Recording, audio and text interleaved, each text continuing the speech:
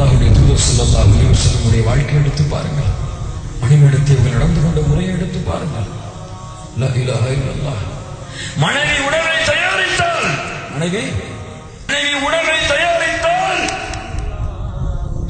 ஸல்லல்லாஹு அலைஹி வஸல்லம் புகழ்வார்கள். அல்லாஹ்வுடைய தூதர் தன் முன்னால் வைக்கப்பட்ட எந்த உணவையும் போய்க்கூடியது கிடையாது. எத்தனை பேர் இன்னைக்கு மனைவி சமைக்கக்கூடியதை புகழ்றது? எத்தனை பேரு மனைவி இவ்வளவு கஷ்டப்பட்டு சமைக்கிறாங்க, ஏமா எவ்வளவு அழகா சமைக்கிறோமா அப்படின்னு சொல்லி புகழ்றது. உப்பு இருக்காது, தெரியாம மறந்துருப்பாங்க மனைவி.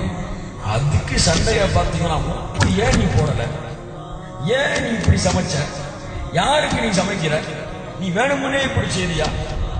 கண்ணியத்துக்குரியவர்களே, மனைவி கணவனை புகழ்ந்து, கணவன் மனைவியை புகழ்ந்து நம்முடைய வாழ்க்கை நிம்மதியான வாழ்க்கையாக இருக்க வேண்டும். நரக வாழ்க்கையாக பூமியிலே மாறிவிடக்கூடாது. இன்ஷா அல்லாஹ், இன்ஷா அல்லாஹ். அப்ப இன்னைக்கெல்லாம் போய் கணவன்மார்கள்லாம் புகழ்வீங்களா அவங்களுடைய உணவுகளை? இப்படிதான் ஒரு சம்பவம் நடந்துச்சு. எப்படி தெரியுமா? இப்படிதான் அலிம்சாவோட பயானை கேட்டு போய் வீட்டுல சமைச்சு வச்சிருந்தாங்க மனைவி. அவ்வளவு காலம் புகழவே இல்லை மனைவி. மகனவன் அலிம்சா பயானை கேட்டு போய் மனைவி அன்னைக்குதான் சமைச்சு வச்சாங்க. சமைச்சு சிக்கனெல்லாம் நிறைய விரட்டி இருந்துச்சு. அன்னைக்கு பார்த்து சரி நீங்க புகழ்ந்துருவோம் அப்படின்னு சொல்லி சாப்பிட்டு எடுத்த வாயில வச்சோன்னா, எம்மா என்ன அழகான சாப்பாடுமா அப்படின்னு சொன்னா மனைவியோட முகம் அப்படியே மாறி போச்சு. கோபம் அப்படி வெடிக்க ஆரம்பிச்சிருச்சு. அப்படி முகமெல்லாம் ரொம்ப செவந்து போச்சு. கணவன் பார்த்தா, என்ன நம்ம ஏதாவது தப்பா சொல்லிட்டோமா, அலிம்சா தப்பா சொல்லி கொடுத்துட்டாரா அப்படின்னு யோசிச்சு ஆரம்பிச்சாங்க.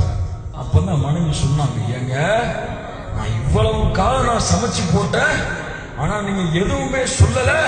இன்னைக்கு எனக்கு உடம்பு சரியில்லைன்னு சமைக்க முடியல, பக்கத்து வீட்டு பொண்ணு சமைச்சதை வாங்கிட்டு வந்து போட்டா நீங்க இப்படி சொல்றீங்களோ அப்படின்னு சொன்ன உடனேதான் அவரோட நிலைமை நீங்க கன்ஃபார்ம் பண்ணீங்க எனக்கு போறதுக்கு முன்னாடி அப்படின்னு சொல்லி. அல்லாஹ் பாதுகாக்கணும். கண்ணியத்துக்குரியவர்கள், அல்லாஹ் உங்களுடைய முகங்களை சிரித்தவர்களாக மரண முறையாக்கி அருள் புரியட்டும். அல்லாஹ் ரப்புல் ஆலமீன் அருள் செய்வானார். இப்படி குடும்ப வாழ்க்கையில் இஸ்லாமிய மார்க்கம் ஒழுக்கத்தை கற்றுக் கொடுத்திருக்கிறது.